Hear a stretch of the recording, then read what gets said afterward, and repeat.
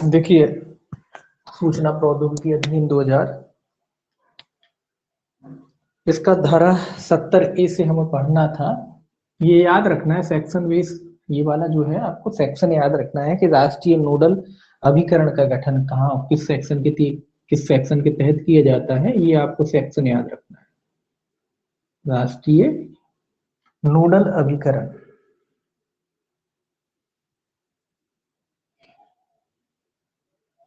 ठीक है, तो ये सेक्शन याद रखना है मोस्टली आपको। 70A उसके अलावा 70B दोनों सेक्शन याद रखने, पूछे जाते हैं ये 70 कि राष्ट्रीय नोडल अभिकरण का गठन किस सेक्शन के तहत किया जाता है, किस धारा के तहत किया जाता है, तो ये ध्यान रखना है। देखिए राष्ट्रीय नोडल, इसमें भी कोई खास याद नहीं रखना, कुछ खास पढ़ना नहीं है, वैसे मैं बता देता हूँ। इसमें देखिए पहला क्लॉज कहता है कि केंद्र सरकार राजपत्र में प्रकाशित अधिसूचना द्वारा सरकार के किसी संगठन को नाजुक संसूचना अवसंरचना संरक्षण की बाबत राष्ट्रीय नोडल अभिकरण अभिहित कर सके। तो इसका आप उद्देश्य समझ ही गए। इसके पहले तो इसका गठन कौन करता है? गठन करता है केंद्र सरकार। किस लिए करता है गठन? जो सेंसिटिव सूचना होती है, पहले अपन पढ़ते हैं ना, नाजुक मतलब सेंसिटिव जो सूचना होती है उनके लिए, उनके निवारण के लिए क्या किया जाता है? इसका गठन किया जा सकता है। तो आपको याद रखना है इसका गठन किस उद्देश्य से किया जाता है। नाजुक लिखा है, सेंसिटिव वैसे सही है, नाजुक। एक मिनट, इनका गठन किस लिए किया जाता है? नाजुक संसूचना जो होती है, या सूचना कह लीजिए, नाजुक जो सूचना होती है उनके निवारण के लिए, उनसे संबंधित होता है जी, जो भी सेंसिटिव कुल मिला के जो सूचनाएं होती हैं उनसे संबंधित होता है, उसके लिए किया जाता है इसका गठन। दूसरा जो सब क्लॉज कहता है कि उपधारा 1 के अधीन अभिहित राष्ट्रीय नोडल अभिकरण सभी उपायों के लिए उत्तरदायी होगा जिसके अंतर्गत नाजुक सूचना अवसंरचना के संरक्षण से संबंधित अनुसंधान और विकास भी है। तो इसके बारे में कह रहा है कि भैया ये सारे उपाय करेगा, जो नाजुक सेंसिटिव सूचना है उसके बारे में ये राष्ट्रीय जो नोडल अभिकरण है वो सारे के सारे उपाय करेगा।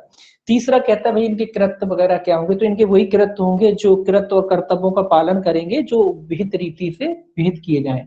इनके जो भी कृत्य सौंपे जाएंगे कुल मिला के या बनाए जाएंगे केंद्र सरकार द्वारा, ये उन्हीं कृत्यों का क्या करेगा? पालन करेगा। तो अपने मतलब का केवल इतना है कि जो राष्ट्रीय नोडल अभिकरण है इसका गठन है धारा 70A के तहत। इसका गठन जो है केंद्र सरकार द्वारा किया जाता है, ये तो आप जानते ही, राजपत्र में अधिसूचना निकाल के।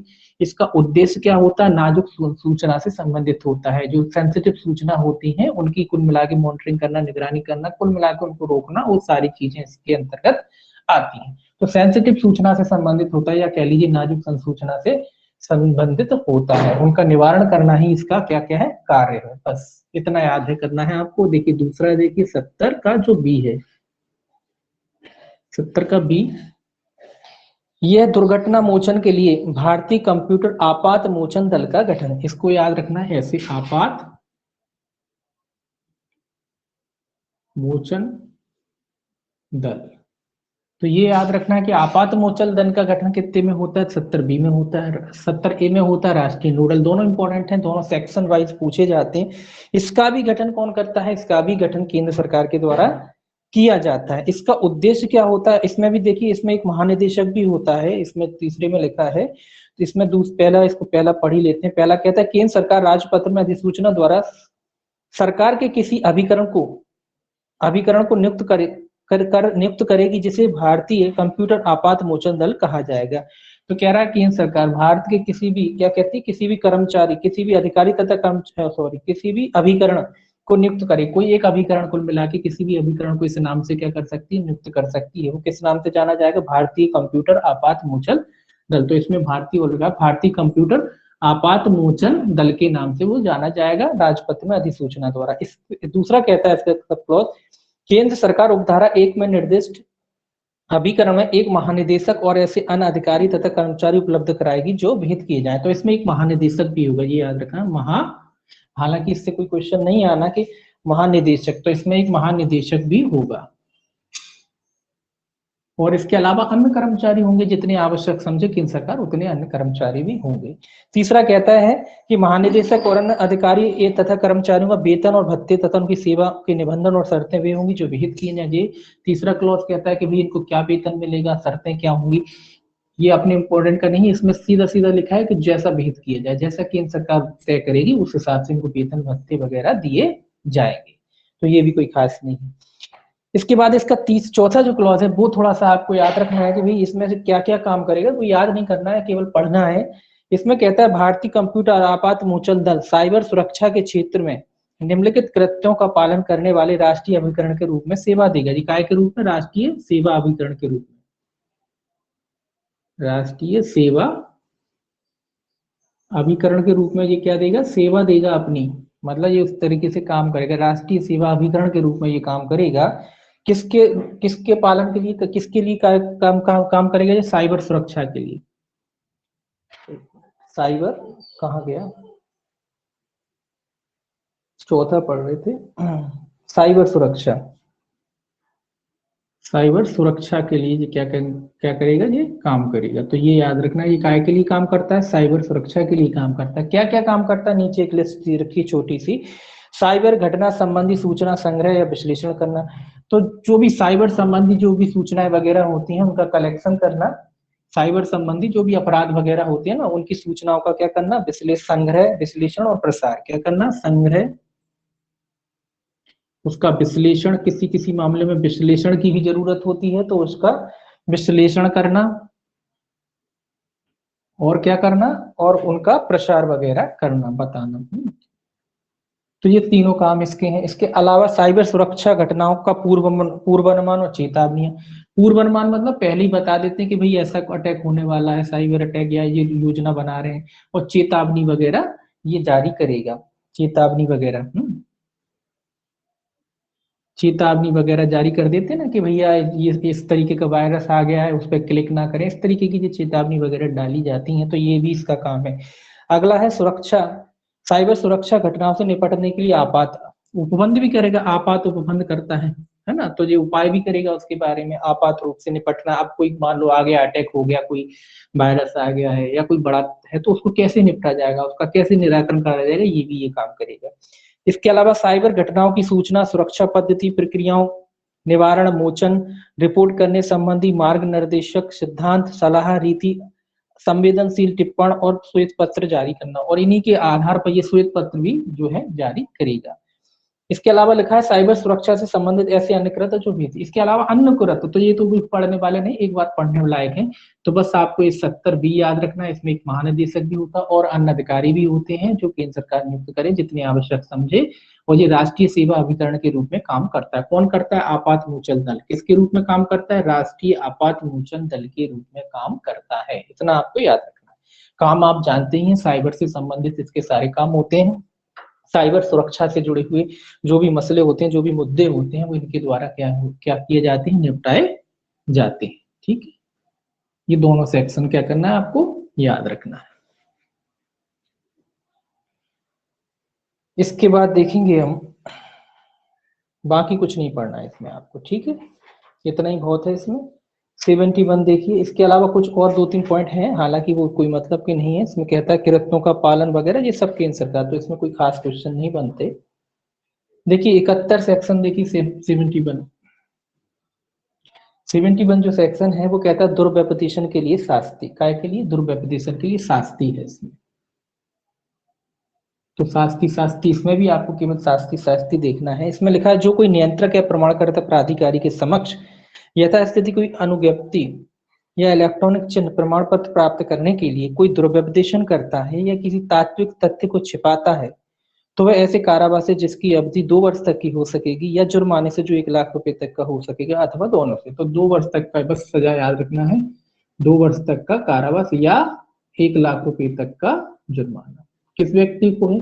वही जो व्यक्ति आप मान लीजिए किसी चीज की इसमें अनुज्ञप्ति प्राप्त करना चाहते हैं या इलेक्ट्रॉनिक चिन्ह प्राप्त करना चाहते हैं या कोई प्रमाण पत्र, इलेक्ट्रॉनिक चिन्ह प्रमाण पत्र जो है आप प्राप्त करना चाहते हैं, उसके एवज में आपसे जो सूचनाएं मांगी जाती हैं, जो जानकारियां मांगी जाती हैं, और वो आप जानकारी मिथ्या या गलत तरीके से देते हैं या गलत सूचना उपलब्ध कराते हैं, है ना, झूठ बोल के कुल मिला के क्या कर लेते हैं आप, वो लाइसेंस प्राप्त कर लेते हैं या इलेक्ट्रॉनिक चिन्ह प्राप्त कर लेते हैं। तो ऐसे व्यक्तियों के लिए सजा की बात कह रहा है कि ऐसे व्यक्तियों को 2 वर्ष तक के कारावास से या फिर 1 लाख रुपए तक के जुर्माने से क्या किया जा सकता है? दंडित किया जा सकता है।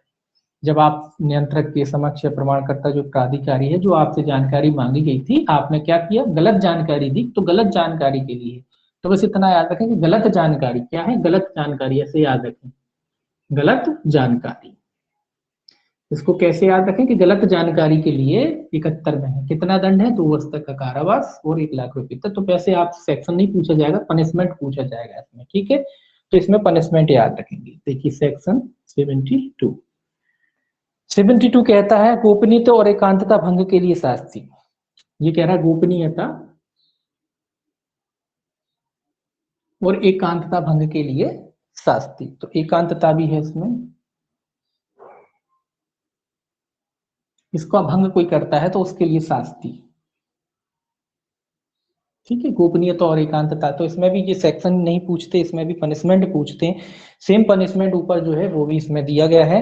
ये इसमें लिखा है, थोड़ा सा मैं बता देता हूँ, पनिशमेंट सेम है। जो पनिशमेंट यहाँ है 2 वर्ष तक का कारावास या जुर्माना जो 1,00,000 तक का हो सकेगा, अथवा मतलब किसी व्यक्ति की अगर गोपनीयता और एकांतता को भंग किया जाता है तो सेम पनिशमेंट है, 2 वर्ष तक का कारावास या 1,00,000 तक के जुर्माने से क्या किया जा सकता है, दंडित किया जा सकता है। अब ये क्या कहता है, देखिए ये मैं बता देता हूँ थोड़ा सा। इसमें लिखा है इस अधिनियम का या तत्समय प्रबद्ध किसी अन्य विधि में जैसा अन्यथा उपबंधित है उसके सिवाय यदि किसी व्यक्ति ने इस अधिनियम के अधीन बनाए गए नियमों या विनियमों के अधीन प्रदत्त किन्हीं शक्तियों के अनुसरण में किसी इलेक्ट्रॉनिक अभिलेख, पुस्तक, रजिस्टर, पत्राचार, सूचना, दस्तावेज या अन्य सामग्री के संबंध में इलेक्ट्रॉनिक अभिलेख, पुस्तक, रजिस्टर, समाचार पत्र, सूचना, दस्तावेज या अन्य सामग्री से संबंधित व्यक्ति की सहमति के बिना पहुंच प्राप्त कर ली है और वह किसी अन्य व्यक्ति को उस इलेक्ट्रॉनिक अभिलेख, पुस्तक, रजिस्टर, समाचार पत्राचार, सूचना, दस्तावेज या अन्य सामग्री को प्रकट करता है तो वह ऐसे कारावास से जिसकी अवधि 2 वर्ष तक की हो सकेगी या जुर्माने से जो 1,00,000 तक का हो सकेगा या दोनों से क्या किया जाएगा, उसे दंडित किया जाएगा। तो कोई खास बात आई नहीं, कुल मिला के जो भी आपकी कुल मिला के आपकी जो कंप्यूटर वगैरह, जो भी डाटा वगैरह होते हैं, जो भी सूचना वगैरह होती है, आपकी अनुमति के बगैर उसमें प्रवेश करता है, वो जानकारी हासिल करता है और वो जानकारी आपकी अनुमति के बगैर किसी अन्य को डिलीवर्ड कर देता है या दे देता है, तो माना जाएगा कि उसने आपकी एकांतता और गोपनीयता का भंग किया है। मतलब स्वाभाविक सी बात है, मान लो उदाहरण ऐसा उदाहरण ना लेके आप यही मान लो कि आपका कोई लैपटॉप है जिसमें आप अपना डाटा रखते हो, पर्सनल डाटा रखते हो, हम चले हमने उसको एक्सेस करा, उसमें से जो सूचनाएं निकाली पेन ड्राइव में डाली और उसको किसी को भी बांट दिया, तो क्या वही आपकी गोपनीयता भंग हुई कि नहीं हुई? तो उसी तरीके का ये अपराध है। अगर कोई व्यक्ति उस गोपनीयता को भंग करता है तो उसको 2 वर्ष तक का कारावास या 1,00,000 तक के जुर्माने से दंडित किया जाएगा। तो लैपटॉप छोड़ दीजिए, मोबाइल ही देख लीजिए, आपका कोई दोस्त है, आपने मोबाइल उसने उठाया, देखा आपकी जानकारी, आपकी फोटो निकाल लिए, उसको फॉरवर्ड कर दी, कहीं और भेज दिया, तो क्या हुआ, आपकी एकांतता भंग हुई कि नहीं हुई? तो उसी तरीके का ये अपराध है। अगर कोई व्यक्ति इस तरीके का अपराध करता है तो उसे 2 वर्ष तक का कारावास और 1,00,000 तक के जुर्माने से क्या किया जा सकता है, दंडित किया जा सकता है। तो इसमें भी आपको सेक्शन याद रखना है और बस दंड तो आपको याद हो ही जाएगा, एक ही है। और इसके बाद है 72 का ए है और है इसमें 72A, देखिए क्या कहता है। 72A कहता है विधिपूर्ण संविदा का भंग करते हुए सूचना के प्रकटन के लिए दंड। ये कह रहा है संविदा का भंग करके सूचना का प्रकट, संविदा भंग के द्वारा क्या करते हैं आप, सूचना, इसमें संविदा भंग दो व्यक्तियों के बीच संविदा होती है, उसका आप पालन ना करती हो, क्या करते हैं उस सूचना को प्रकट कर देते हैं, तो इसके लिए दंड की व्यवस्था की गई है। इसमें थोड़ा सा दंड जो है 1 वर्ष बढ़ जाता है, 3 वर्ष तक की हो सकेगी या जुर्माने से जो 5,00,000 तक का हो सकेगा या दोनों से। तो यहाँ 2 वर्ष की जगह 1 वर्ष बढ़ गई। कितना हो गया दंड, यहाँ संविदा की बात है तो 3 वर्ष तक का कारावास या 1,00,000 की जगह जुर्माना भी बढ़ जाएगा, इसमें जुर्माना हो जाएगा 5,00,000 तक का, 5,00,000। कब, जिस संविदा की बात है, ₹1,00,000 तक का जुर्माना या फिर दोनों से क्या किया जा सकता है, दंडित किया। तो संविदा के मामले में अगर कोई संविदा भंग करता है तो 3 वर्ष तक का कारावास या ₹5,00,000 तक के दंड से उसे दंडित किया जा सकता है। देखिए इसमें थोड़ा सा इसमें भी पढ़ देता हूं। ये कहता है इस अधिनियम या तत्समय प्रबद्ध किसी अन्य विधि में यथा उपबंधित के सिवाय कोई व्यक्ति जिसके अंतर्गत मध्यवर्ती भी है, जिसने विधिपूर्ण संविदा के निबंधनों के अधीन सेवाएं उपलब्ध कराते समय ऐसी किसी सामग्री तक जिसमें किसी अन्य व्यक्ति के बारे में व्यक्तिगत सूचना अंतर्विष्ट है पहुंच प्राप्त कर ली है, सदोष हानि या सदोष अभिलाप कारित करने के आशय से या यह जानते हुए कि उसे सदोष हानि या सदोष अभिलाप कारित होने की संभावनाएं संबंधित व्यक्ति की सम्मति के बिना या किसी विधिपूर्ण संविदा का भंग करते हुए किसी अन्य व्यक्ति को ऐसी सामग्री प्रकट कराता है तो वह कारावास है जिसकी अवधि 3 वर्ष तक की हो सकेगी, या जुर्माने से जो 5 लाख रुपए तक का हो सकेगा, या दोनों से दंडित किया जाएगा। अब आप कहोगे ये क्या हो रहा है, मतलब संविदा भंग कैसी हो रही है? देखिए अपन क्या होता है, अपन जब मोबाइल चलाते हैं, कोई ऐसे ही समझ लीजिए कि अपन जब मोबाइल चलाते हैं, अपन कोई ऐप डाउनलोड करते हैं, मान लो यही ऐप है, या मान लो अपन फेसबुक चलाते हैं, तो फेसबुक वाले क्या मांगते हैं, अपन से डिटेल मांगते हैं, वो सारी email वगैरह और बहुत सारी चीजें अपनी मांगी जाती हैं। इसके अलावा अपन उस पर बहुत सारी चीजें अपलोड भी करते हैं ना। तो ये एक तरीके से उस कंपनी और अपने बीच में संविदा हो जाती है, और उसमें ये भी आप देखे होंगे फेसबुक ये भी कहता है कि साहब हम आपकी जो इन्फॉर्मेशन है वो क्या करेंगे, लीक नहीं करेंगे। तो एक तरीके से संविदा है अपनी। अब मान लीजिए वो फेसबुक वाले क्या करते हैं, आपकी सूचना को क्या कर देते हैं, बेच देते हैं। ये लोग क्या करते हैं, अपनी इन्फॉर्मेशन को बेच देते हैं दूसरी कंपनियों को। कैसे बेच देते हैं, क्या फायदा होता है इनको? फायदा ये होता है, जैसे इसमें कौन कौन सी इन्फॉर्मेशन होती है, इसमें बहुत सारी इन्फॉर्मेशन होती है, अपना नाम, पता, अपने टेलीफोन नंबर, अपनी ईमेल आईडी, और बहुत सारी चीजें होती हैं आपकी सूचनाएं। तो ये क्या करते हैं, उसको बेच देते हैं किसी अन्य कंपनी को। अन्य कंपनियां क्या करती हैं सूचना का, उनका क्या फायदा, उनको ये फायदा होता है कि आपके पास आप देखते होंगे कॉल आने लगते हैं, मैसेज आने लगते हैं, विज्ञापन आने लगते हैं, तो वो कंपनियां इसी में इस्तेमाल करती हैं। आपका नंबर मिल गया, फिर आप पे क्या करेंगे, मैसेज भेजती हैं अपनी कंपनियों के व्यापार के, जो भी उनको करना होता है, प्रचार प्रसार के मैसेज आना शुरू हो जाते हैं। कहाँ से शुरू हो जाते हैं, वो इसी वजह से शुरू हो जाते हैं कि वो आपकी सूचना को क्या कर देते हैं, लीक कर देते हैं। अगर लीक नहीं करेंगे तो उनके पास नंबर नहीं जाएगा, मोबाइल नंबर नहीं जाएगा, मेल नहीं जाएगा, तो क्यों आएंगे? आप देखिए हजारों मेल आ जाते हैं रोज के, और आपके मोबाइल पे भी मैसेज आ जाते होंगे। तो इस तरीके की वो सूचना को क्या करते हैं, तो लीक कर देते हैं। तो कुल मिला के वो क्या कर रहे हैं, संविदा भंग कर रहे हैं एक तरीके से अपने। इसी तरीके के अपराध हैं कि अगर कोई व्यक्ति उस तक पहुंच जाता है और आपका क्या करता है, कोई व्यक्तिगत सूचना है वो भंग कर देता है, मतलब जो आपका संविदा हुआ एक तरीके से, और उन सूचनाओं को किसी अन्य व्यक्ति को प्रकट कर देता है, जिससे आपको सदोष लाभ या हानि होता है, तो उसके लिए कह रहा है कि इसमें ऐसे व्यक्ति को 3 वर्ष तक के कारावास से या 5 लाख रुपए तक के जुर्माने से, या दोनों से क्या किया जाएगा, दंडित किया जाएगा।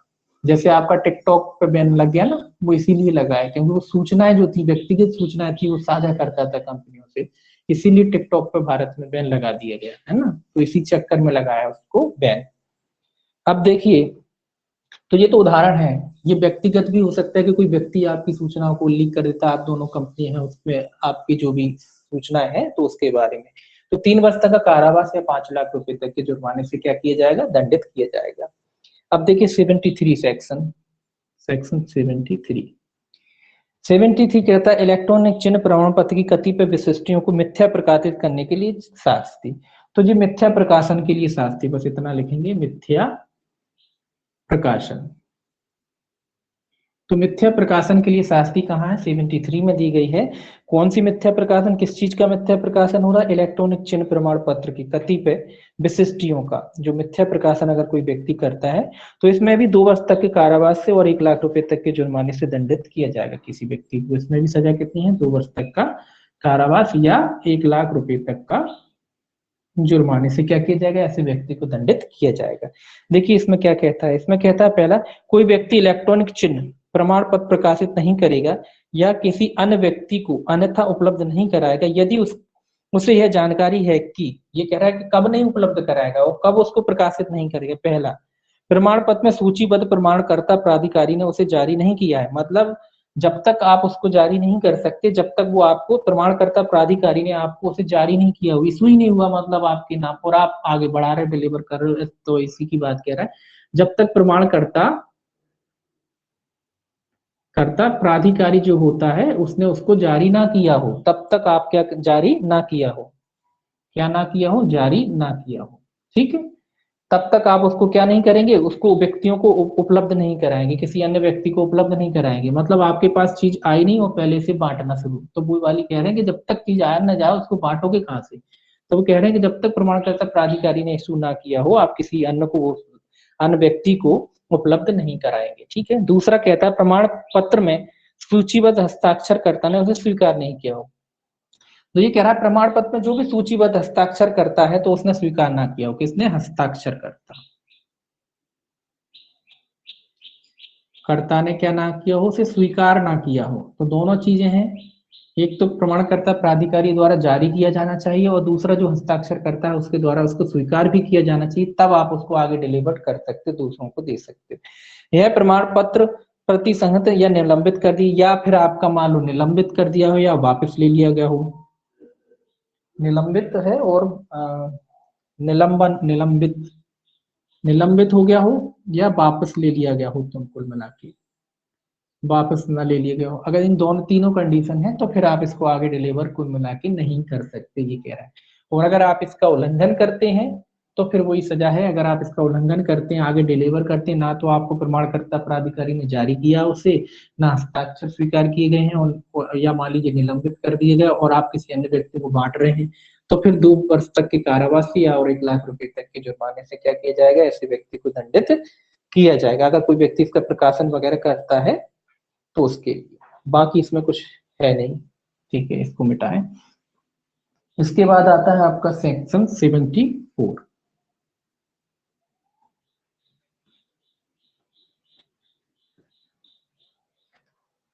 देखिए 74, सेक्शन 74। सेक्शन 74 कहता है कपट पूर्वक प्रयोजनों के लिए प्रकाशन कपट पूर्व प्रयोजनों के लिए प्रकाशन है। ये काय के लिए, कपट पूर्व, कपट पूर्वक होगा, कपट पूर्ण, कपट पूर्ण है ये, प्रयोजन के लिए प्रकाशन,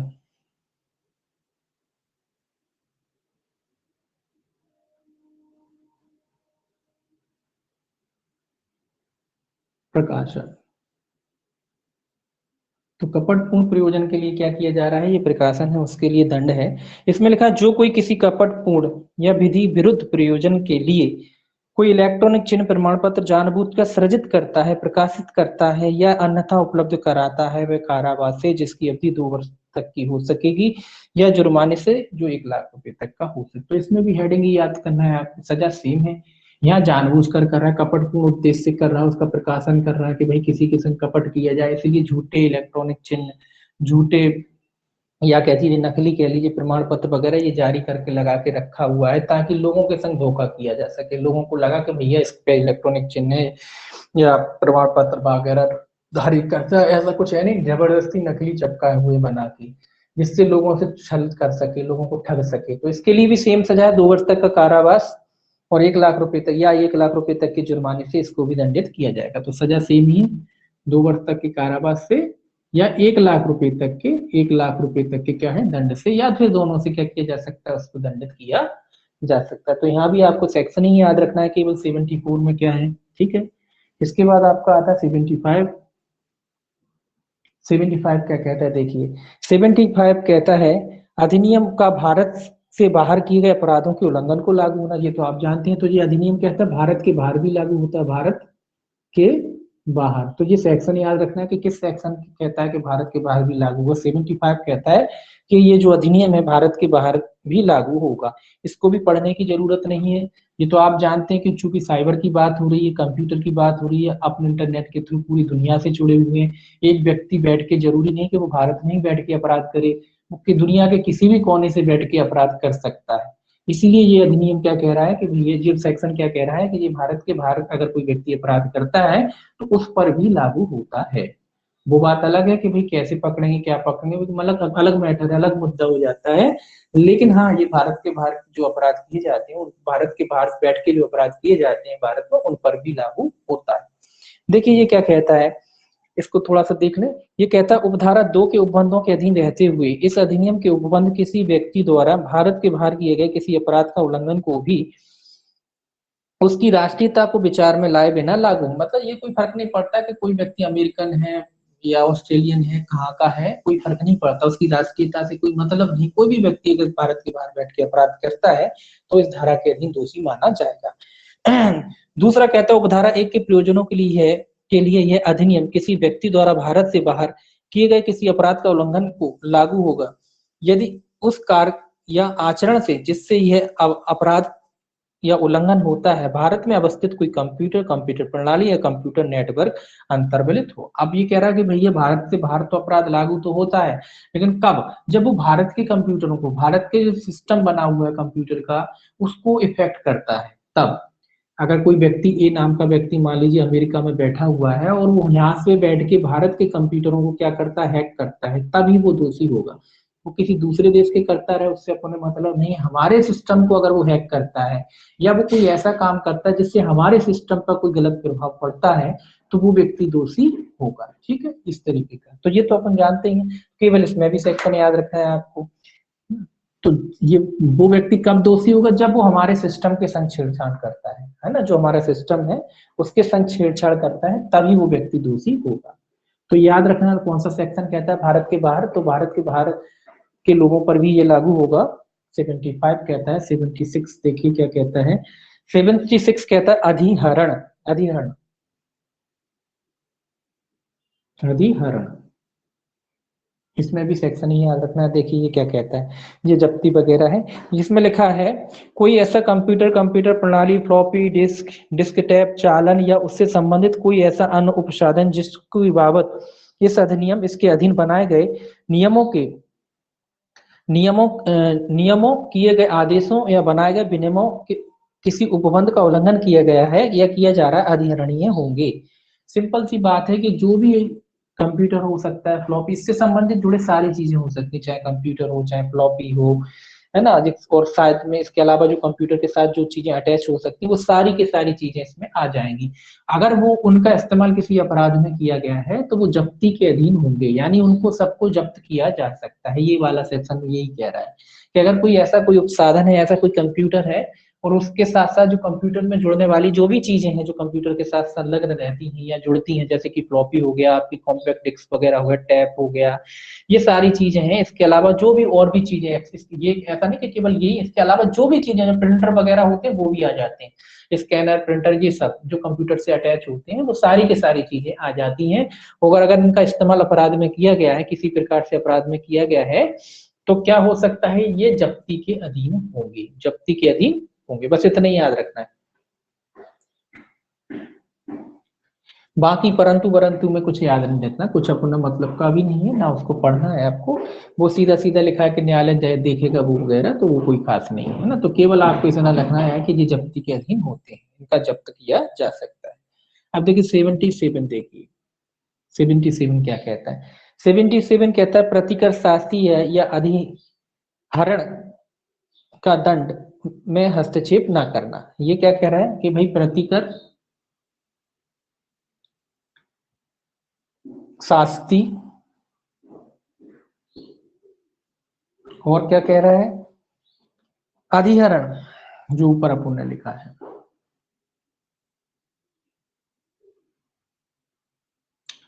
अधिहरण का अन्य दंड में हस्तक्षेप न करना। काय में, अन्य दंड में, अन्य दंड में छेप न करना। ठीक है, इसका मतलब क्या हो रहा है, देखिए इसका मतलब क्या कहता है। इसमें लिखा है इस अधिनियम के अधीन अधीन निर्णित प्रतिकर अधिरूपित शास्ति या किया गया अधिहरण तत्समय प्रवृत्त किसी अन्य विधि के अधीन किसी प्रतिकर के अधिनिर्णय या किसी अन्य शास्ति या दंड के अधिरोपण को निवारित नहीं करेगा। मतलब ये नहीं कि भैया इस अधिनियम के तहत अधिहरण प्रतिकर लगा है या शास्ति लगी है या आपका अधिहरण हुआ है, जब्ती हुआ, तो आप किसी अन्य अधिनियम को अन्य अधिनियम को रोकता हो, ये चीजें अन्य अधिनियम को रोकती हो, या आप कह लो कि उसको मुजरा करा लेंगे इन चीजों को, तो वहां ऐसा कुछ प्रोविजन इसमें नहीं है। ठीक है, कई बार आपने देखा होगा कई एक्टों में अपन पढ़ते हैं कि भाई एक जगह से प्रति कर ले लिया तो दूसरे एक्ट में जब आप प्रति कर लेते हो या मिलता है आपको, तो वो राशि समायोजित वगैरह हो जाती। तो यहाँ ऐसा कोई ऑप्शन नहीं दे रहे ये लोग। ये कह रहे हैं कि इस अधिनियम के तहत जो आपसे प्रति कर है, शास्ति वगैरह, जी अतिरिक्त है। और जो अधिनियम आपको दूसरे अधिनियम के तहत अगर कोई विचारण होता, कोई दंड बनता है, तो वो अतिरिक्त होगा, यानी इनका उससे कोई मेल नहीं है, इनको उसमें समायोजित वगैरह नहीं किया जाएगा, है ना। अपन और एक्टों में पढ़ते हैं ना कि एक जगह प्रतिकर की राशि पाली और दूसरे एक्ट में पाली तो उसमें लिखा रहता है कि समायोजित की जाएगी राशि, लेकिन इसमें ऐसा कुछ नहीं है, ये सब अलग होंगे और वो अलग होगा। यहाँ जो यहाँ जो आपकी जब्ती वगैरह हुई, शास्ति वगैरह लगी, ये अलग, और दूसरे एक्ट के तहत आप अगर दंडनीय होंगे तो वो अलग होगी, यानी दोनों आपको भुगतान करना पड़ेगा, ये भी करना पड़ेगा, और अगर दूसरी विधि से अगर शास्तित होते हैं, दंडित होते हैं, तो उसका आपको अलग करना पड़ेगा। ठीक है, तो ये अलग अलग रहेगा। अब 77A और जुड़ा है इसमें, सेक्शन 77A। सेक्शन 77 ये कहता है अपराधों का समन। अपराधों का समन, समन तो आप जानते हैं क्या, राजीनामा की बात कह रहा है। इसमें कहता है सक्षम अधिकारिता वाला न्यायालय उन अपराधों से भिन्न अपराधों का समन कर सकेगा जिसके लिए इस अधिनियम के अधीन आजीवन या 3 वर्ष से अनधिक के कारावास से दंडनीय दंड का उपबंध किया गया है। परंतु न्यायालय ऐसे अपराध का वहां समन नहीं करेगा जहां अपराधी उसकी पूर्व दोष सिद्धि के कारण या तो वर्धित दंड से या भिन्न प्रकार के किसी दंड के लिए दायी है।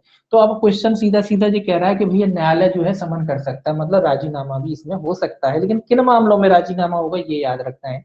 इसमें कह रहा है आजीवन कारावास या 3 वर्ष से अनधिक, तो इसमें सीधा सीधा याद रखेंगे आपके 3 वर्ष तक के मामलों में, 3 वर्ष तक मतलब 3 वर्ष से ऊपर नहीं, 3 वर्ष से नीचे के जितने भी मामले हैं उसमें क्या हो सकता है, उसमें समन या राजीनामा हो सकता है न्यायालय की अनुमति से। न्यायालय चाहे तो कौन से मामलों में समन हो सकता है, 3 वर्ष तक के मामलों में समन किया जा सकता है। इससे ऊपर के मामले हैं तो उसमें समन नहीं होगा, ये याद रखेंगे आप। कितने मामले, 3 वर्ष तक, 3 वर्ष से अनधिक यानी 3 वर्ष तक ही है, उससे नीचे के होंगे तो ही है, उससे ऊपर के होंगे तो उसका समन नहीं होगा।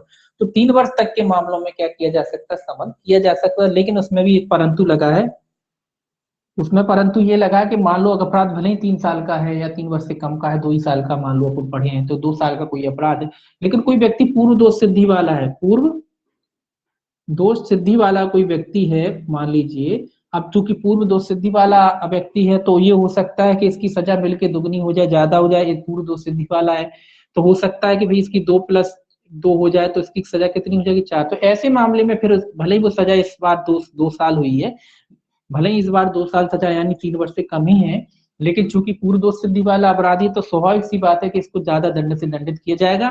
तो ऐसे मामले में भी फिर समन नहीं होगा, भले ही सजा इस बार 2 साल हो। अब पूर्व दोष सिद्धि की वजह से उसकी सजा बढ़ेगी, जब सजा बढ़ेगी तो ऐसे व्यक्ति के मामले में भी समन नहीं किया जाएगा। बस आप इतना याद रखें कि पूर्व दोष सिद्धि वाले व्यक्ति के मामले में जब सजा बढ़ के मिलेगी उसे, स्वाभाविक सी बात है, तो ऐसे मामले में भी समन नहीं किया जाएगा यानी राजीनामा नहीं होगा। तो राजीनामा कितने अपराधों तक हो सकता है ये याद रखना, 3 वर्ष तक के अपराधों में क्या किया जा सकता है, न्यायालय की अनुमति से, वो भी न्यायालय की अनुमति से क्या किया जा सकता है, समन या राजीनामा किया जा सकता है। इसके अलावा एक परंतु और है, परंतु यह और कि न्यायालय ऐसे किसी अपराध का समन नहीं करेगा जहां ऐसा अपराध देश की सामाजिक आर्थिक स्थिति पर प्रभाव डालने वाला या 18 वर्ष से कम आयु से कम आयु के किसी बालक या किसी स्त्री के समन, ये परंतु और जुड़ा है कि भैया ऐसे किसी मामले में भी समन नहीं किया जाएगा जो देश की सामाजिक और आर्थिक स्थिति पर प्रभाव डालते हो। कैसे, सामाजिक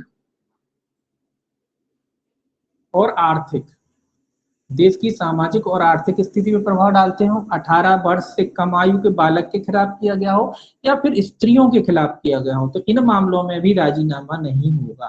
ठीक है, तो ये भी याद रखना कि इन मामलों में भी, पूर्व दोष सिद्धि भी जोड़ दो इसमें, तो पूर्व दोष सिद्धि के मामले में भी नहीं होगा। पूर्व दोष सिद्धि के मामले में कब, जब सजा ज्यादा हो जाती, 3 वर्ष से अधिक हो जाती, तो उन मामलों में भी समन वगैरह नहीं किया। तो किन किन मामलों में समन नहीं होगा, सामाजिक आर्थिक स्थिति पर जो प्रभाव डालते हैं भारत की, जो 18 वर्ष से कम आयु के किसी बालक या 18 वर्ष तक के किसी बालक के संबंध में किए जाते हैं, किसी स्त्री के संबंध में किए जाते हैं, या पूर्व दोष सिद्धि वाले अपराध है, तो इन मामलों में कोई समन या राजीनामा नहीं किया जाएगा। और बाकी जो प्रोविजन है फिर समन के, जो कह रहा है कि आगे जो समन के लिए जो दंड प्रक्रिया संहिता में जो प्रोविजन दिए गए हैं 265B से 265C के जो उपबंध हैं वो यहाँ भी लागू होंगे। तो प्रोसीजर तो सीआरपीसी का ही रहेगा जब समन राजीनामा करते हैं, तो जो प्रोसीजर वहां है वही यहाँ भी लागू होगा। ठीक है, तो याद रखना ये भी। अब 77 भी है, 77 का बी भी है, सेक्शन 77 का बी। 77 का बी कहता है 3 वर्ष के कारावास वाले अपराधों का जमानती होना। तो कौन से अपराध हैं, ये कह रहा है 3 वर्ष, 3 वर्ष वाले अपराधों को ये क्या कह रहा है कि भाई ऐसे अपराध कैसे होंगे, जमानती या होना, कैसे होना, जमानती, मतलब 3 वर्ष तक का अगर कोई अपराध है तो उसमें जमानत दी जा सकती है, दी जाएगी। ये कहता है दंड प्रक्रिया संहिता 1973 में किसी बात के होते हुए भी 3 वर्ष तक और उससे अधिक के कारावास से दंडनीय अपराध संज्ञेय होंगे और 3 वर्ष तक के कारावास से दंडनीय अपराध जमानती होंगे। जी कह रहा है 3 वर्ष से जो अधिक है वो तो संज्ञेय होंगे, लेकिन जो 3 वर्ष तक के अपराध हैं उनमें जमानत दी जाएगी। तो इसमें कौन से अपराधों में जमानती होंगे ये भी याद रखना, 3 वर्ष तक के, इसमें 3 वर्ष तक के अपराधों को कैसा अपराध माना गया है, जमानती अपराध माना गया। तो ये भी इंपॉर्टेंट है, ये आपको याद रखना है कि इस अधिनियम के तहत जमानती अपराध कौन को माना गया है, जो 3 वर्ष तक के कारावास से दंडनीय होते हैं, ऐसे अपराधों को जमानती माना गया है। और 3 वर्ष से जो अधिक के अपराध हैं उनको क्या माना गया है, उनको संज्ञेय माना गया है। ये आपको याद रखना है। इसके बाद 78, सेक्शन 78, देखिए 78 क्या कहता है। 78 कहता है दंड प्रक्रिया संहिता 1973 में, सॉरी, अपराधों का अन्वेषण करने की शक्ति, अन्वेषण है ये क्या है, इन्वेस्टिगेशन कहाँ किया जाता है, 78 में, ये भी याद रखना है। ये कह रहा है दंड प्रक्रिया संहिता 1973 में अंतर्गत किसी बात के होते हुए कोई भी ऐसा पुलिस अधिकारी जो निरीक्षक की पंक्ति से नीचे का ना हो, इस अधिनियम के अधीन किसी अपराध का अन्वेषण कर सकता है। तो इसमें रैंक कौन कौन कौन जो है इन्वेस्टिगेशन करेगा, निरीक्षक, ये याद रखना है। बस इतना सा शब्द याद रखना है कि निरीक्षक रैंक का कोई भी पुलिस अधिकारी क्या कर सकता है, इस अपराध, इस अधिनियम के तहत इन्वेस्टिगेशन कर सकता है, इससे नीचे का नहीं कर सकता। तो निरीक्षक की रैंक का कोई भी पुलिस अधिकारी क्या कर सकता है, इस अधिनियम के तहत अन्वेषण कर सकता है। ये आपको याद रखना है। ये तो 2 पॉइंट हो गए। इसके बाद जो है आपका अध्याय 12 है। अध्याय 12 है कतिपय अपराधों में मध्यवर्तियों का दायी नहीं होना। जो मध्यवर्ती है उसके बारे में कि कुछ मामलों में जो मध्यवर्ती होता है उसके लिए उसका दायी ना होना। तो अध्याय 12,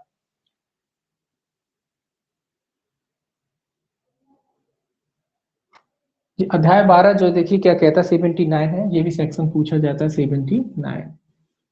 सेक्शन 79 कहता है कतिपय मामलों में मध्यवर्ती को दायित्व से छूट। तो सेक्शन ही पूछा जाता है कि भाई मध्यवर्ती को जो है दायित्व से छूट किस सेक्शन में दी गई है, तो याद रखेंगे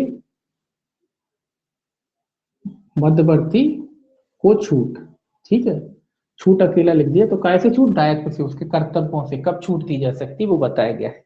इसमें कहता है, इसमें भी आपको वैसे मोस्टली हेडिंग ही पढ़ रखना है। इसमें देखिए पहला क्लॉज क्या कहता है, पहला कहता है तत्समय प्रबद्ध किसी विधि में अंतर्विष्ट किसी बात के होते हुए भी परंतु उपधारा 2 और उपधारा 3 के उपबंधों के अधीन रहते हुए कोई मध्यवर्ती उसको उपलब्ध कराई गई या पारित की गई किसी अन्य व्यक्ति की सूचना, डाटा या संसूचना संपर्क के लिए दायी नहीं होगा। ये कह रहा है दूसरे और तीसरे जो क्लॉज दिए गए उनके अधीन रहते हुए अगर मध्यवर्ती किसी अन्य को व्यक्ति की सूचना वगैरह उपलब्ध कराता है तो उसके लिए वो दायी नहीं माना जाएगा। कब, सीधी सीधी बात है, ये तो आप दिमाग लगा सकते हैं कि जब उसका उसका कोई वो क्या कहते हैं, कोई उसका दोष नहीं होता। तो देखिए दूसरा पढ़ ही लेते हैं। दूसरा कहता है उपधारा 1 के उपबंध तभी लागू होंगे जब, पहला कहता है मध्यवर्ती का कृत्य किसी ऐसी संसूचना प्रणाली तक पहुंच उपलब्ध कराने तक सीमित है जिस पर अन्य व्यक्ति द्वारा उपलब्ध कराई गई सूचना पारित की जाती है या अस्थायी रूप से भंडारित की जाती है, पारिष्कृत की जाती है। तो ये कह रहा है मध्यवर्ती का क्या करते हैं, जो भी सूचना है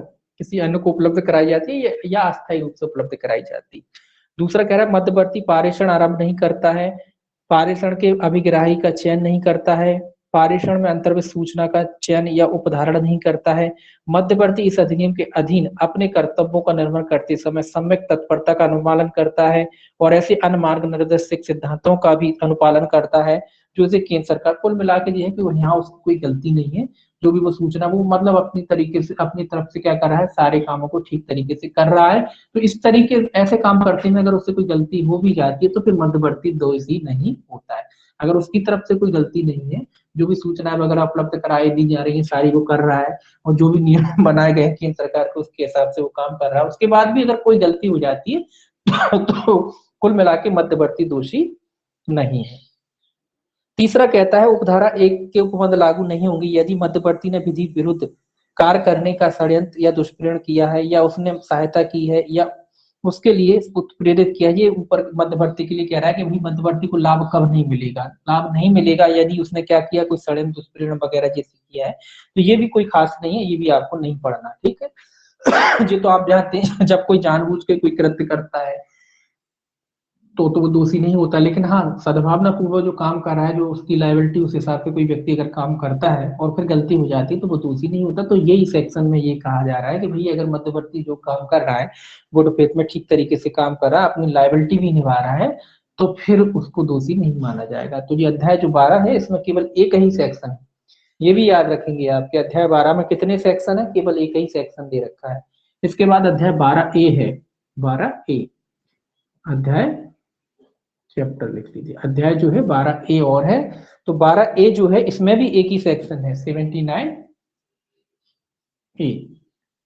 इसमें 79 है और इसमें 79A। देखिए ये छोटी छोटी बातें कभी कभी एडीपी जैसी परीक्षा में तो ये भी पूछ लेते हैं कि कौन इस चैप्टर में कितनी धारा है, इस चैप्टर का नाम क्या है ना, तो ये भी पूछ लेते हैं। तो अध्याय 12 का नाम क्या है, या अध्याय जो 12A है उसका क्या नाम है, इलेक्ट्रॉनिक साक्ष्य का परीक्षक। अध्याय 12A में क्या है, इलेक्ट्रॉनिक साक्ष्य का परीक्षक, तो इलेक्ट्रॉनिक साक्ष्य का परीक्षक।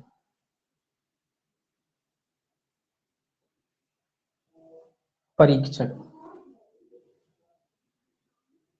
ठीक है, तो ये याद रखना 79A में क्या है, इलेक्ट्रॉनिक चिन्ह का परीक्षाक्षक। इसमें लिखा है 79A, ये चैप्टर का नाम है। 79A में कहता है केंद्र सरकार द्वारा इलेक्ट्रॉनिक साक्ष्य का परीक्षक अधिसूचित करना। तो ये केंद्र सरकार करती है इसको अधिसूचित। कौन करती है, इलेक्ट्रॉनिक साक्ष्य के परीक्षक को कौन अधिसूचित करती है, केंद्र सरकार का ही काम है इसमें, तो केंद्र सरकार करती है। इसमें लिखा है कि केंद्रीय सरकार किसी न्यायालय या अन्य प्राधिकारी के समक्ष इलेक्ट्रॉनिक रूप से साक्ष्य पर विशेषज्ञ राय उपलब्ध कराने के प्रयोजनों के लिए राजपत्र में अधिसूचना द्वारा, ये तो खैर कॉमन बात है कि राजपत्र में अधिसूचना द्वारा प्रकाशित करेगी, क्या किस उद्देश्य से करती है, साक्ष्य पर विशेष राय उपलब्ध कराने के लिए, बस ये याद रखना है। काय के लिए करती है इनके, साक्ष्य पर विशेष राय के लिए, ठीक है। केंद्र सरकार इनको क्या, इनको क्यों नियुक्त करती है, साक्ष्य पर विशेष कोई राय बनाना हो, कोई साक्ष्य है तो इलेक्ट्रॉनिक साक्ष्य परीक्षक, मतलब देखिए टेक्निकल चीजें है ना, तो कोई टेक्निकल आदमी ही चाहिए जो इन पे अपनी राय दे सके। न्यायालय तो इतने टेक्निकल है नहीं, अगर आप न्यायाधीश बन जाते तो क्या आप आईटी एक्ट के बारे में जान पाएंगे, नहीं जान पाएंगे ना ढंग से। हाँ, इतना अधिनियम कहता है उतना उतना ऊपरी ज्ञान रहेगा, लेकिन अंदर कुछ चीजें ऐसी होती जो टेक्निकल होती, तो उसके लिए किसी टेक्निकल आदमी की सहायता की जरूरत पड़ेगी। तो ये कह रहा है इस तरीके से, ये इसके लिए सहायता के लिए कौन करेगा, केंद्र सरकार इसकी नियुक्ति करेगी। इलेक्ट्रॉनिक साक्ष्य का परीक्षक जो होता है, जो जांच करके हाँ उसको पता पड़ जाता है कि क्या कौन सी चीज कैसे होती, क्या होता है, क्या सिस्टम कैसे काम करता है, तो उसके लिए केंद्र सरकार साक्ष्य पर विशेष राय देने के लिए एक इलेक्ट्रॉनिक साक्ष्य परीक्षक की नियुक्ति करेगी, क्योंकि आगे मामलों में जरूरत पड़ती है। बहुत सी चीजें ऐसी टेक्निकल होती हैं जो हर आदमी नहीं जानता, हर आदमी हर विषय का सर्व विशेषज्ञ नहीं हो सकता, कोई आदमी हर सब्जेक्ट का, हर विषय का विशेषज्ञ नहीं हो सकता, चाहे वो कितना ही इंटेलिजेंट क्यों ना बना रहा हो, वो किसी विषय का पूर्ण रूप से, हर आदमी हर सब्जेक्ट का उथला उथला ज्ञान हो सकता है, थोड़ा बहुत ज्ञान हो सकता है, लेकिन कोई विषय, कोई आदमी आपका हो कि हर चीज में विशेषज्ञ हो सके, तो हर चीज में विशेषज्ञ नहीं हो पाता है। इसीलिए कुछ विषय ऐसे होते हैं जिसके लिए कुछ विशेषज्ञों की जो उनकी राय की जरूरत पड़ती, तो उनके लिए केंद्र सरकार इसमें लिखा है विशेषज्ञ की नियुक्ति कर सकती है। काय के लिए कर सकती है, जो साक्ष्य है, विशेष साक्ष्य होता है, उसके लिए राजपत्र में अधिसूचना द्वारा केंद्र सरकार साक्ष्य पर विशेष राय उपलब्ध कराने के लिए, कौन सा साक्ष्य, जो इलेक्ट्रॉनिक जो क्या कहते हैं साक्ष्य होते हैं उन पर राय बनाने के लिए उसकी नियुक्ति कर सकती है। इसके बाद अध्याय 13 देखिए, अध्याय 13, तो इसमें कितने अध्याय हैं ये भी याद रखना है, कितने अध्याय, 13 अध्याय, 13 जिसका लास्ट अध्याय प्रकीर्ण है, तो याद रखेंगे इसमें 13 अध्याय हैं। इसमें भी आपको कुछ खास नहीं, सिर्फ सेक्शन कुछ याद रखने हैं। सेक्शन 80 कहता है पुलिस अधिकारियों और अनाधिकारियों को प्रवेश करने और तलाशी लेने की शक्ति। सेक्शन 80 क्या कहता है, पुलिस अधिकारी और अन्य अधिकारी सब आ जाते हैं, तो तलाशी लिख देते हैं, क्योंकि सब पुलिस और अन्य अधिकारी भी आते हैं इसमें। काय की शक्ति है, प्रवेश करने और तलाशी लेने की शक्ति, प्रवेश और तलाशी। तो सेक्शन 80 में क्या है, प्रवेश और तलाशी। अब इसको इसलिए नहीं पढ़ेंगे कि इसमें जो प्रोसीजर है सेम सीआरपीसी का प्रोसीजर लागू होता है प्रवेश में तलाशी में, जो उपबंध सीआरपीसी में है तलाशी के लिए वही यहाँ है, कोई अलग से प्रोविजन नहीं है कि फिर कोई अलग प्रक्रिया का पालन किया जाएगा। तो जो तलाशी में जो सीआरपीसी के प्रोविजन लागू होते हैं वही, किसी भी स्थान में घुस जाएंगे, जब्ती कर लेंगे, वो सारी चीजें हैं, तो सारी की सारी चीजें यहाँ भी वही लागू होती है, सीआरपीसी का प्रोविजन ही यहाँ लागू होता है। तलाशी जब्ती वगैरह है जो करेंगे, तो कौन कौन कर सकता है, पुलिस अधिकारी कर सकते हैं या फिर कोई अन्य अधिकारी जो इस अधिनियम के तहत नियुक्त किए जाते हैं वो प्रवेश और तलाशी कर सकते हैं। और सीआरपीसी के जो प्रोविजन है वो इसमें मामले में भी लागू है। हाँ, अगर कोई ये क्वेश्चन आता है कि भी प्रवेश तलाशी से संबंधित धारा कौन सी 80 है, किस अधिनियम के प्रोविजन लागू हुए, सीआरपीसी के प्रोविजन लागू हुए, ठीक है, बस इतना। 81 देखिए, 81 कहता है अधिनियम का अध्यारोही प्रभाव होना चाहिए, तो आप जानते हैं इसमें भी अध्यारोही,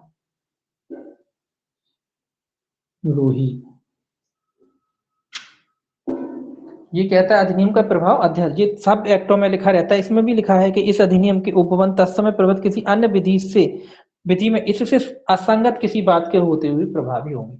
ये कह रहा है कि भैया इसके अधिनियम के प्रोविजन जो है किसी अन्य विधि में मान लो कोई असंगत बात है तो भी इस अधिनियम के जो प्रोविजन है वो लागू होंगे। मतलब कहने का मतलब क्या, असंगत का मतलब क्या होता है, जैसे एक एक्ट ये है, एक एक्ट ये है, अब कुछ ऐसी बातें हैं जो एक दूसरे से तालमेल नहीं खा रही, जहाँ इस एक्ट की बात, जो ये एक्ट है, मान लीजिए ये वाला आईटी एक्ट है अपना, इस एक्ट की बातें या इस एक्ट की बातें इससे तालमेल नहीं खा रही, तो किस एक्ट की बातें, तो इसी एक्ट की बातें लागू होंगी, ये कह रहा है ना। तो किस एक्ट की बातें लागू होंगी, इस आईटी एक्ट की ही बातें लागू होंगी, ये कह रहा है। अगर तालमेल नहीं है फिर भी इसका प्रभाव अध्यारोही हुए इसकी बातें लागू होंगी। 81, बस इसमें भी इतना ही याद रखना, इसका कैसा प्रभाव होगा, अध्यारोही। 81 ए और है, 81 ए क्या कहता है देखिए, 81 ए कहता है अधिनियम का इलेक्ट्रॉनिक चेक और संक्षेपित चेक को लागू होना। ये भी सेक्शन इसको याद रखना है कि इलेक्ट्रॉनिक चेकों को भी जोड़ दिया गया है, तो ये इंपॉर्टेंट है, ये सेक्शन आपका इंपॉर्टेंट है। कौन से चेक, इलेक्ट्रॉनिक चेक, आजकल इलेक्ट्रॉनिक चेक वगैरह होने लगे ना, तो इलेक्ट्रॉनिक चेक और संक्षेपित चेक, तो बस इलेक्ट्रॉनिक चेक शब्द याद रखें आपको, है ना। तो इलेक्ट्रॉनिक चेक से संबंधित धारा कौन सी, यही पूछा जाएगा कि इलेक्ट्रॉनिक चेकों से संबंधित धारा है 81A, ये आपको याद रखना इंपॉर्टेंट है, ये याद रखना है आपको कि किस धारा के तहत ये अधिनियम की कौन सी धारा कहती है कि ये इसके प्रोविजन जो है इलेक्ट्रॉनिक चेकों पर भी लागू होंगे, ये आपको याद रखना। 81A जो है इलेक्ट्रॉनिक चेकों के संबंध में भी लागू करने की बात कहता है। तो इसमें भी कुछ नहीं पढ़ना है आपको, क्योंकि पराक्रम लिखित वगैरह अधिनियम का इसमें अर्थ लिखा है, इलेक्ट्रॉनिक चेक का क्या अर्थ है, जो पराक्रम अधिनियम है उसमें जो अर्थ दिया है वही। तो केंद्र सरकार ने इसको लागू कराया, तो इलेक्ट्रॉनिक चेकों के मामले में भी जो आईटी एक्ट है वो लागू होता है। कौन से चेकों को, इलेक्ट्रॉनिक चेकों के मामले में, ठीक है। इसमें भी आपको कुछ नहीं पढ़ना। दूसरा देखिए 82, देखिए सेक्शन 82, सेक्शन 82 में कहता है नियंत्रक, उपनियंत्रक, सहायक नियंत्रक का लोक सेवक होना, ये सभी के सभी लोक सेवक होंगे। लोग ये सभी में होता है सेक्शन, कौन कौन लोक सेवक होगा, नियंत्रक को भी लोक सेवक माना गया है, उपनियंत्रक को भी माना गया है, सहायक नियंत्रक को भी माना गया है, ये सभी के सभी जो है क्या माने जाएंगे, लोक सेवक माने गए। नियंत्रक, उपनियंत्रक और सहायक नियंत्रक, ये तीनों की तीनों क्या है, लोक सेवक माने जाएंगे। इसके बाद कहता है 83, सेक्शन 83, ये निर्देश देने की शक्ति, निर्देश कौन देगा इस अधिनियम में, निर्देश कौन दे सकता है, निर्देश केंद्र सरकार देगी। केंद्र सरकार किसी राज्य सरकार को, तो केंद्र सरकार किसको निर्देश देगी, केंद्र देगा, किसको निर्देश देगा, राज्य को, ये भी याद रखना है। केंद्र, इस अधिनियम के तहत निर्देश कौन दे सकता है, केंद्र सरकार दे सकती है, निर्देश किसको देगी, राज्य सरकार को देगी कि भैया ऐसा ऐसा करिए, ठीक है ना। तो केंद्र सरकार राज्य को क्या दे सकता है, निर्देश दे सकता है। 84 देखिए, सेक्शन 84 क्या कहता है, ये गुड फेथ की बात कहता है, सद्भावना पूर्वक कार्य। तो सद्भावना पूर्वक की सद्भावना है ये, तो इतना, तो सद्भावना की बात कह रहा है कौन सा सेक्शन, 84, तो सद्भावना की बात है 84 में। इसके बाद सेक्शन 85, सेक्शन 85 कहता है गूढ़ लेखन के ढंग या पद्धति। देखिए गूढ़ लेखन ये क्या होता है, इसको देखते हैं। ये कहता है केंद्र सरकार इलेक्ट्रॉनिक माध्यम से सुरक्षित उपयोग और ई गवर्नेंस, ई कॉमर्स के संवर्धन के लिए गूढ़ लेखन के ढंग या पद्धतियां विहित कर सकेगी। ये गूढ़ लेखन मतलब उनकी जो पद्धतियां, उनका जो चलाने का क्या कहते हैं, ई गवर्नेंस और ई कॉमर्स, मतलब जैसे अपने अमेजोन वगैरह भी क्या ई कॉमर्स साइट है ना। ई गवर्नेंस मतलब जो सरकार की जो साइटें होती, तो उनके लिए सुरक्षित कोई प्रणाली होती, गूढ़ प्रणाली, कि वो कैसे काम करेंगे, उनके लिए क्या प्रोसेस होगी, किस तरीके से काम करेंगे, क्योंकि इन पे क्या है, गूढ़ प्रणाली, गूढ़ लेखन का मतलब होता है साइट ऑफ अपन पेमेंट भी करते हैं ना, तो इनकी पेमेंट करते हैं, तो किस तरीके से हुआ, क्या प्रक्रिया हुई, उसलिए सरकार ने यूपीआई वगैरह ये बना रखा है, इस तरीके से अपन क्या करते हैं, इनको पेमेंट करते हैं, बैंकों से अटैच होती है।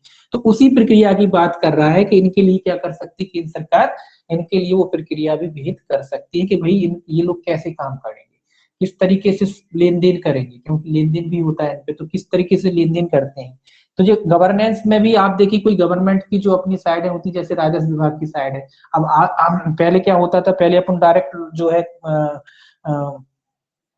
कार्यालय में जाके रसीदें वगैरह कट जाती थी, चालान वगैरह कट जाते थे, लेकिन आजकल क्या होता है, आजकल ऑनलाइन हो गया है, वहां पे चालान कटता है। तो उनके लिए गुण लेखन प्रणाली के जो पेमेंट का लेन देन वगैरह है कैसे होगा, तो उसके लिए केंद्र सरकार निश्चित करेगी, तय करेगी, मतलब कि उनके मापदंड वगैरह जो है क्या होंगे। तो उन गुण लेखन प्रणाली के लिए कौन मापदंड निश्चित करेगा, केंद्र सरकार। 85 84 ए है जी, 84 ए। 84 ए में दी है गुण लेखन के ढंग और पद्धतियां। तो जी कौन बनाएगा, जी कौन तय करेगा, जी ई कॉमर्स। बस आप इतना याद रखें, ई कॉमर्स के बारे में बात कर रहे हैं। ई कॉमर्स कहते हैं जैसे ई गवर्नेंस और ई कॉमर्स, ई कॉमर्स और ई गवर्नेंस से संबंधित। तो इसमें गुण लेखन की जगह आप शब्द याद रखें, ई कॉमर्स और ई गवर्नेंस के बारे में नियम कितने में दिए गए, 84 ए में। तो ई गवर्नेंस, ई कॉमर्स, एक शब्द भी याद रख सकते हैं, ई कॉमर्स याद रख सकते हैं। तो ई कॉमर्स के बारे में नियम कहाँ दिए गए, 84 ए में दिए गए। ई कॉमर्स के बारे में नियम वगैरह कौन बनाएगा, केंद्र सरकार ही बनाएगी, 84 ए। इसके अलावा 84 बी कहता है अपराधों के दुष्प्रेरण के लिए दंड। इसका बी पार्ट जो है 84 बी, ये क्या कहता है कि अपराधों के दुष्प्रेरण के लिए दंड, दुष्प्रेरण के लिए दंड। कितना दंड होगा, उपबंधित दंड से। जो ये कह रहा है कि जो कोई किसी अपराध का दुष्प्रेरण करता है, यदि दुष्प्रेरित कार्य दुष्प्रेरण के परिणाम स्वरूप किया जाता है और इस ऐसे दुष्प्रेरण के दंड के लिए इस संहिता अधिनियम द्वारा कोई अभिव्यक्त उपबंध नहीं है, मतलब कोई अलग से दुष्प्रेरण के लिए अगर सजा की प्रोविजन नहीं किया गया है, तो जो अपराध में जो मूल सजा दी है, उपबंधित जो दंड है, उसी दंड से उस व्यक्ति को क्या किया जाएगा, दंडित किया जाएगा। अगर दुष्प्रेरण के लिए अलग से सजा दी है तो वो सजा हो जाएगी। अगर मान लीजिए नहीं दी है, तो जो मूल जिस अपराध का भी उसने दुष्प्रेरण किया है, उस अपराध में जितनी भी सजा होती है, उस व्यक्ति को उस सजा से क्या किया जाएगा, दंडित किया जाएगा। इसके अलावा इसका सी भी आता है, 84 सी। थोड़ा नीचे हो गया, यहाँ लिख लीजिए 84 सी, इसका सी पार्ट है। ये क्या कहता है, ये कहता है अपराध करने के प्रयत्न के लिए। ये 84 सी क्या है, प्रयत्न। हालांकि ये नहीं पूछे जाएंगे परीक्षा में, ये नहीं पूछे जाएंगे क्योंकि सब एक्ट में होते हैं, नहीं पूछे जाएंगे, ठीक है। लेकिन फिर भी प्रयत्न क्या कहता है, जो कोई इस अधिनियम के दंडनीय उपबंध नहीं है, तो उस अपराध के लिए उपबंधित किसी भांति के कारावास है जिसकी अवधि उस अपराध के लिए उपबंधित कारावास की अधिकतम अवधि के आधे तक की हो सकेगी या जुर्म। ये कह रहा है कि भैया अगर प्रयत्न के लिए अलग से दंड दिया तो ठीक है, वही सजा होगी। अगर मान लीजिए प्रयत्न के लिए कोई अलग से सजा नहीं दी गई है, तो जो मूल अपराध है, कौन सा अपराध, मूल अपराध है, उसके अपराध की अधिकतम अवधि की, कितनी, अधिकतम, अधिकतम अवधि का कितना, आधा, आधा कारावास से क्या किया जाएगा, उसे दंडित किया जाएगा। कब, जब प्रयत्न के लिए कोई अलग से सजा न दी गई हो तब। अगर जो जो भी अपराध का उसने प्रयत्न किया है, उसमें जितनी भी सजा है, उसका जो भी अधिकतम सजा है, उसकी अधिकतम सजा की आधी सजा प्रयत्न के मामले में दी जाएगी। 85 कहता है कंपनी, 85 सेक्शन 85, इसमें भी कुछ याद नहीं रखना, पढ़ना ही नहीं है इसको, ठीक है। कंपनी, कंपनियों द्वारा अपराध में आप जानते हैं कि सभी व्यक्ति दोषी होते हैं, कंपनी का मैनेजर वगैरह जी सब दोषी होते हैं। इसमें सेम भाषा आती है कि सभी दोषी होते हैं। हाँ, बस लायबिलिटी तब नहीं बनती जब वो ये साबित कर देते कि साहब हमारी जानकारी के बगैर, हमारी जानकारी के, हमने तो मतलब कोई अपराध हुआ तो हमने उसे रोकने की कोशिश की, या हमारी जानकारी के बगैर इस तरीके का अपराध किया गया है, तो फिर वो निदेशक वगैरह जो होते हैं वो बच जाते हैं। अन्यथा वो सब के सब जो कंपनी टीम में लगे हुए होते हैं, चाहे निदेशक हो, प्रबंधक हो, सभी। और अगर उनकी मनोनुकूलता में या उनकी जानकारी में ऐसा अपराध होता है तो सब व्यक्ति उसमें दोषी पाए जाते हैं। तो इसमें 85 ये याद रखेंगे, ठीक है। 86 कहता है कठिनाइयों को दूर करना है। 86 क्या कहता है, कठिनाई, मतलब इस अधिनियम से संबंधित, तो आप जानते हैं कि इस अधिनियम से संबंधित कोई भी कठिनाई वगैरह आती है तो उसको दूर कौन कर सकता है, केंद्र सरकार कर सकता है। कितने वर्ष के भीतर, 2 वर्ष, मोस्टली 2 ही वर्ष रहता है। तो 2 वर्ष के अधिनियम बनाने के बाद अगर कोई कठिनाई आती है तो उसको दूर किया जा सकता है, केंद्र सरकार उसको 2 वर्ष के भीतर दूर कर सकती है। देखिए ये प्रोविजन क्यों जोड़ा जाता है, या आप जोड़ने लगे, इसलिए जोड़ने लगे कि बार बार संशोधन ना करना पड़े। अगर ये प्रोविजन नहीं होता मान लो, और अब जब सरकार ने ये एक्ट को लागू किया, और अब इस एक्ट को लागू करने के बाद मान लो उसको चलाने में प्रॉब्लम आती, क्योंकि धरातल पे कोई चीज आए और किताबों में कोई चीज हो तो दोनों में अंतर होता है। अब ये एक्ट तो अच्छा बना दिया, अब मान लीजिए उसको लागू कराया तो उसमें कई अनेक समस्याएं आने लगी, और सरकार ने ये प्रोविजन किया नहीं था इस एक्ट में। तो क्या करते, फिर मान लो वो एक्ट ढंग से काम नहीं कर पा रहा है या लोग उसको फॉलो नहीं कर पा रहे हैं या तरीका नहीं है, तो फिर क्या करना पड़ता है सरकार, फिर तो एक लंबी प्रक्रिया हो जाती है, सरकार को फिर संशोधन करना पड़ता है ना। तो उस चीज से बचने के लिए सरकार ये जोड़ देती है कि भाई 2 साल तक, अगर देखिए कोई भी चीज है 2 साल के अंदर अगर सामने आई जाएगी, कोई भी कमी रह गई है, कोई भी चीज रह गई है, तो वो 2 साल के भीतर सामने आई जाएगी। अगर वो सामने आ जाती है तो सिंपल सा फिर केंद्र सरकार क्या कर देगी, उसको संशोधन कर देगी, उसमें परिवर्तन कर देगी। और नॉर्मली क्या करना पड़ेगा, नॉर्मली तो फिर उसे विधेयक लाना पड़ेगा, अध्यादेश जारी कराना पड़ेगा, बहुत सारी लंबी प्रक्रिया हो जाएगी। तो उस प्रक्रिया से बचने के लिए ये जोड़ दिया जाता है कि 2 साल के भीतर जितनी कमियां है फिर तो साधारण उससे सरकार इसको संशोधित कर सकती है साधारण तरीके से, है ना। इसीलिए जोड़ा गया है जी, कठिनाइयां वगैरह के लिए। उसके बाद 87 जो है केंद्र सरकार की नियम बनाने की शक्ति, सेक्शन 87 जो है नियम बनाने की शक्ति। नियम कौन बनाता है, केंद्र सरकार बनाती है इस अधिनियम के तहत नियम, इसको भी नहीं पढ़ना है आपको। इसके बाद देखिए 87 और उसके बाद आपका आता है 88 सलाहकार समिति का गठन। ये भी सेक्शन याद रखेंगे कि सलाहकार समिति का, इसको थोड़ा सा मिटा लें यहाँ से। देखिए सेक्शन 88 ये क्या है, सलाहकार, इस सेक्शन को याद रखेंगे, काय का गठन करा जा रहा है, सलाहकार समिति।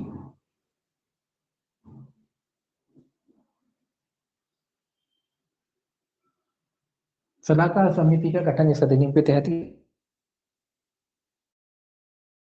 करती है। तो इसमें लिखा है इस अधिनियम के प्रारंभ के पश्चात यथाशीघ्र एक समिति का गठन किया जाएगा, जैसे साइबर विनिमय सलाहकार समिति कहा जाएगा। तो ये भी याद रखेंगे कि कौन सी समिति कहा जाएगा, साइबर विनिमय या साइबर सलाहकार समिति भी आप कह सकते हैं यार शॉर्ट में, मन सलाहकार, ऊपर लिखा है विनिमय सलाहकार समिति, साइबर विनिमय सलाहकार समिति, या आप कह लीजिए कि साइबर सलाहकार समिति। तो इसका गठन किया जाएगा केंद्र सरकार द्वारा। इसमें लिखा है साइबर विनिमय सलाहकार समिति, पहला कहता है केंद्रीय सरकार को या तो साधारण या किन्हीं नियमों के उपबंधों में या इस अधिनियम से संबंध किसी अन्य प्रयोजनों के लिए नियंत्रक को इस अधिनियम के अधीन विनियम बनाने में सलाह देगी। तो ये किन की सलाह के लिए बनाई जाती है, इसमें क्वेश्चन बस इतना है। तो पहला तो सेक्शन का क्वेश्चन है कि कहाँ इनकी नियुक्ति की जाती है, दूसरा ये किन की हेल्प करती है, एक तो केंद्र सरकार की नियम की करेगी हेल्प, जब केंद्र सरकार नियम वगैरह बनाते हैं इस संबंध से, तो केंद्र सरकार की हेल्प की जाएगी इस अधिनियम के प्रयोजन के लिए। इस अधिनियम के प्रयोजन के लिए जब भी केंद्र सरकार है उनकी मदद चलेगी चाहिए तो ये समिति उनकी मदद करेगी। दूसरा जो नियंत्रक है, जो विनियमन बनाता है इस अधिनियम को रेगुलेशन करने के लिए, नियंत्रक बनाता है, विनियम वगैरह बनाते हैं ना, इस अधिनियम को कैसे लागू किया जाए वो रेगुलेशन कहते हैं, जिन्हें जो रेगुलेशन बनाता है, तो उसमें भी ये क्या है, नियंत्रक की सहायता करेगी। तो कौन कौन की सहायता के लिए है, ये केंद्र सरकार और नियंत्रक की सहायता के लिए बनाया गया है। इनके भत्ते भत्ते कोई खोले नहीं गए, जो उतना केंद्र सरकार तय करेगी उतने इनको भत्ते आदि दिए जाएंगे। 89 जो है नियंत्रक की विनियमन बनाने की शक्ति है। विनियमन मतलब रेगुलेशन। देखिए एक होते नियम और एक होते विनियमन, दो चीजें होती हैं। नियम तो सरकार बनाती है कि भैया ऐसे ऐसे करना है, विनियमन क्या होता है, एक पद्धति। विनियमन मतलब रेगुलेशन, मतलब उदाहरण के लिए मान लीजिए सरकार ने हमारी नियुक्ति की, अब ऑफिस है, ये मान लीजिए हमारा कार्यालय है, सरकार ने तो नियम बना दी कि इतने व्यक्तियों की नियुक्ति होगी, ये सब ऐसा ऐसा होगा। अब उस ऑफिस में कामकाज कैसे होगा वो हम तय करेंगे ना, तो वो विनियमन हम बनाएंगे कि सुबह इतने बजे आपको आना है, ये काम इनको करना है, ये काम इनको करना है, तो ये कौन करेगा, क्या ये हम करेंगे। तो उसी के बारे में कहता है विनियमन, उन्हीं को कहते हैं। तो विनियमन क्या है, विनियमन कौन बनाएगा, नियंत्रक बनाएगा। सरकार ने नियम बना दिए, अब इस अधिनियम के तहत किस व्यक्ति से कैसे काम लेना है, कौन कैसे क्या करेगा, वो कौन बनाएगा, वो नियंत्रक के द्वारा बनाए जाएंगे। तो कितने में बनाता है, 89 में बनाता है। 90 में राज्य सरकार की नियम बनाने की शक्ति। तो इस अधिनियम के तहत जो नियम बनाता है दोनों को शक्ति है, यानी कि याद रखेंगे केंद्र और राज्य को। 90 में कौन बना सकता है, राज्य, राज्य को है नियम बनाने की शक्ति, राज्य सरकार नियम बना सकती है 90 में। अब राज्य सरकार किन के बारे में नियम बनाएगी जी, इसमें लिखा है इलेक्ट्रॉनिक अधिनियम के धारा 6 के बारे में, बस ये सारे। उसके अलावा 91, 92, 93, 94 ये सब समाप्त हो चुके हैं। तो 90 तक बचते हैं इसमें सेक्शन, और बाकी की जो सेक्शन है 91 है आपका, 92 है, 93 है और आपका 94, 94। तो ये क्या हो सकते हैं, ये सब के सब समाप्त हो चुके हैं, निश्चित हो चुके हैं संशोधन अधिनियम द्वारा। ठीक है, तो ये वाला जो है आपका एक्ट खत्म। इसको आप अच्छे से पढ़ना एक बार, याद करने लायक है। वैसे ये एक्ट आप देखेंगे तो याद करने के लायक है ये, बस इसमें याद करना है आपको, बस ज्यादा दिमाग नहीं लगाना, ना समझना है इसमें, आपको क्या करना है, इसको रटना है थोड़ा सा, इसको क्या करना है आपको, रटना है।